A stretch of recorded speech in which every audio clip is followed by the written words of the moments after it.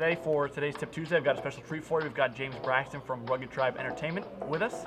And this guy is a master at mobile video production and editing. So we're going to kind of pick his brain to see what he carries in his bag, how he uses it, and what he uses to edit and upload on the go.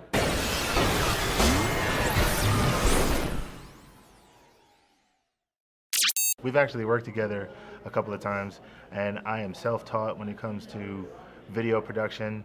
I couldn't go to film school for it, so it's been YouTube University and crazy forums.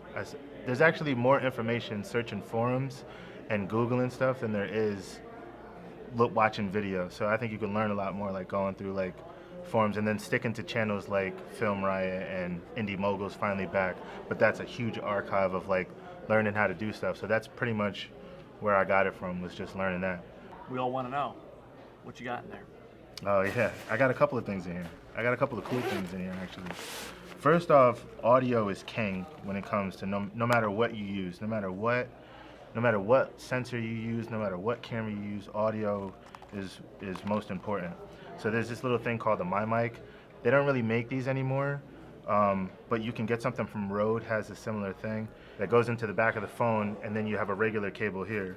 So when I'm using my phones, I have a regular lav mic you can pick up for like 20 bucks, and then you basically just poke that into here and then poke this in the bottom of your phone, and then bam, you got really good audio. This will also work with a Rode video mic. Okay. So you can take this and set up your phone with a Rode video mic, and then you're good to go. This is a Camkix Bluetooth. So if you're like Snapchatting or whatever, you can use this to do it with Bluetooth. So you can set it up somewhere, and if you don't have a third person to help you shoot something, you can set that up. Yep. This is called a Coleman Copter Tripod. This is cool. This thing right here. You won't like this. I actually put in with a die set. I put in a 3/8 hole. I drilled that in because I have another tripod that I use for my DLSR. This will hold up to 11 pounds, but for the phone, you don't really need it to hold 11 pounds. So I weakened it by drilling into that. So you won't get this little drill piece in there, but you can set that up like that, and then put something. Either you can buy $1 one that costs $15, or one that costs $30 to hold your phone. You put that in up there, and then you good to go. You good money. Now, see, this part here is kind of key, because most people have tripods or something cheap, and most people have a smartphone that shoots high def. It's kind of this that makes or breaks. That's really allows you to do it. What's the difference between them? Well, the problem that I was having with this one is I got this literally for $1. But the problem is like if you're trying, like, because you can use this as a pistol grip, so you can have your phone out in front of you. This one actually has teeth that will grab the phone. This one is just this little, this one is just this little rubber piece right here. Yep. And I've had my phone fall out of it.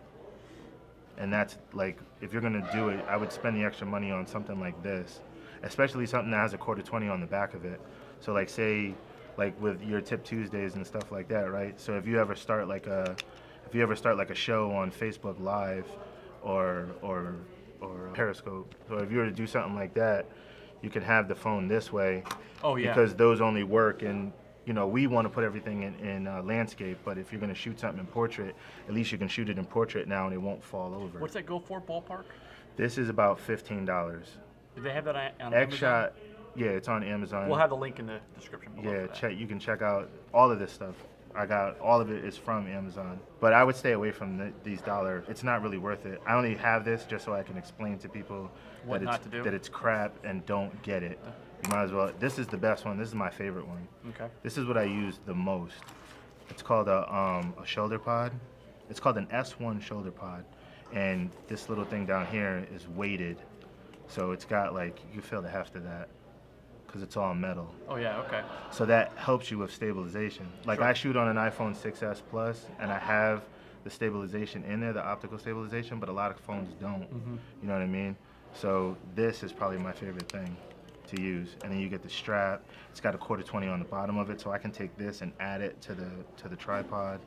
Like, this is my favorite thing to use. And then when you put it onto a phone, I was gonna say, it looks like it's really gonna hold it. When you have it onto a phone, it takes a little bit to put it on there. But when you have it on a phone, you have a whole grip.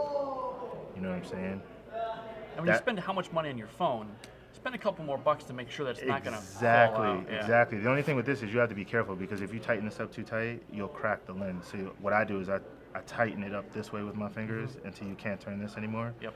Then once it's turned, then now you have a whole grip, and you can, you shoot this way, and then with the weight of it, it'll stay balanced. You know what I'm saying? When you're shooting. That's how I do it with my phones. Like, most of the stuff that's on my Instagram is shot with my phone, and people can't tell the difference. Like, you put it in 4K, edit on your phone, and then export at 1080p, and people won't tell the difference because Instagram is going to compress it anyway. Sure. You know what I'm saying? And then... What else in the goodie bag here? Lens, really cheap lens. Yep. I was going to bring my other lenses, but Renato has them. I forgot to get them back from Renato. Renato! I let Renato borrow them because he does a lot of iPhone photography. Yeah. So, but you want something like a wide lens. If you have an iPhone, mostly on an iPhone, you're cropped in at 28 millimeters. And you want to be out wide, somewhere around like, 24. This will get you out a little bit. This is like a fisheye, but on something that's 28, it'll open up a little bit better for you. And it's actually better for like when you go to do a selfie, or like if you were to set the phone up this way and do something with Facebook Live, you'd want to put this on here so you're not all up in the phone. Yep. And if you don't have like the audio set up, you can still have it close enough to you where the audio will be loud enough and it won't sound like crap. So this is something you want to, I bought this one for like $10. You can get it on Amazon. Aukey makes a really nice one, but you're better off going to like iPro, which you're going to spend a little bit more money for, or go to Moment Lenses, momentlenses.com. You know what I'm saying? Yeah, because if you're going to be serious about it, spend an extra couple, yeah, little bit it's of not coin. gonna. No matter what lens you get, it's not gonna make the picture any better. You know what I'm saying? Because you're still putting glass in front of the glass, but the quality of it, like this one starts to get real hazy around the edges of it. You know what I mean? But you can crop in a little bit depending on what you're shooting to get away from that. What do you recommend for lenses? Like a fisheye and like a wide angle? Or I would get a fisheye. You know what? If you can buy a pack of 3, there's one Apex. Well, I'll send that to you so you can link it in the description. But there's a set by Apex that works great. It's the set that I use, and it's probably the best one before you get to iPro and Moment lenses. And it will run you around, I think it's like it's like $30, but you get the fisheye, you get a macro, so if you want to do macro photography, you can do that, and it also comes with a wide angle.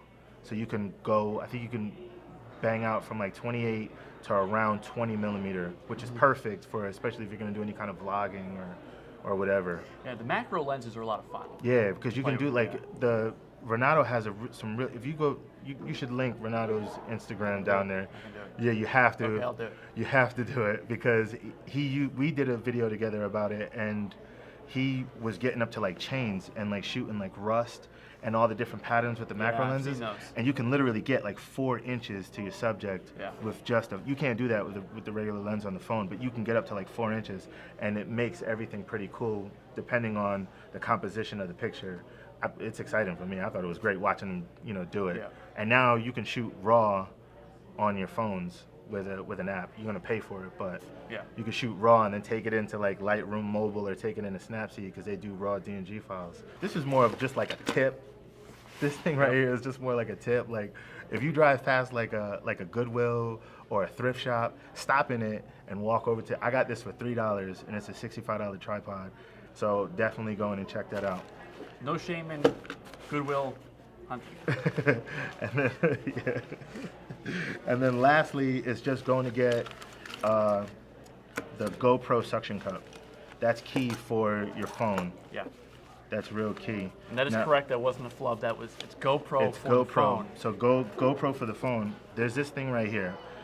It's sad that this thing costs $8, but it's worth it. So it goes from GoPro connection to quarter 20. So that means that I can set my GoPro up. You can put this on the outside of your car if you want to get something like shot really cool. And you can use something like this where the phone isn't going to fall off or the phone isn't going to fall out of that, and set this up outside your car and do a crazy time lapse with it. And then so you can bring your GoPro out with you. Even if you don't own a GoPro, go spend the $30 on this. It comes with all these extra pieces, and then buy this for $8. Yep. So that's worth its weight in gold because it opens you up to use all those GoPro connections. And the thing about it is like it's a metal connection, so it's not plastic. Like it's stainless steel. You know what I'm saying? So it's not like some crummy, like it's quality. and the plastic is almost as good as the plastic that they use on GoPro. You'll be happy that you got it, that you have it in your arsenal for mobile filmmaking. So that's really it as far as like the goodie bag. So now, once you've shot everything, what do you use to edit on a mobile device? You can go home and edit it on Final Cut 10 or Premiere, but it depends on like I have another phone in here. Like I have an Android here and I have the iOS. You can use Adobe Clip, which we've seen you use on the channel before. Adobe Clip is good, but I think if you're gonna shoot with your iPhone, it's iMovie. You can use iMovie, you can use Quick Edit is a good one. You can actually edit right in the phone now if you have the latest update with the moments. You can actually move those clips around and trim them and either save them as a copy or save it to the original file and edit in the moments. Okay, so that'll edit the clips and stuff.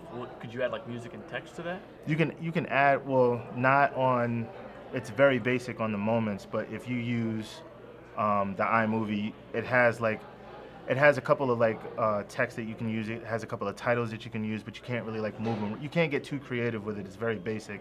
I don't really use them. I'll use them. No, I don't use them. I'll use them maybe at the end of it if I want to put like, go to my YouTube channel or go if it's for Instagram, and then I'll say, check out this Instagram. I'll do that, but it's really, really basic. The music on it is very basic. I'm gonna have a video actually on getting free music. You can get a free library of music from the iPhone, only for iPhone right now. I'm still working on something for Android. Android's hard to find stuff to do on, which is the whole reason why I went back to iPhone, because you can shoot, edit, and distribute a lot better on an iPhone than you can on this one. I mean, this takes really good video too, 4K, but I have to bring this back and put it on my computer. There's another one called KineMaster, which I actually did a video on how to edit. It's the one before they changed the way that they do it. But you can go to KineMaster and shoot and edit on here, but it's gonna cost you a subscription fee. You're gonna pay, but it's $30 a year, which I don't care. I paid that. I had to hear about it from my wife, but I paid that because I make a lot of content with my phones. Gotcha. So KineMaster on Droid, and then I would stick to iMovie on the iPhone for sure. Well, there you have it. So that's the mobile shooting setup, that is editing, and that is James Braxton. And audio. And audio. And audio, yeah, because that's important.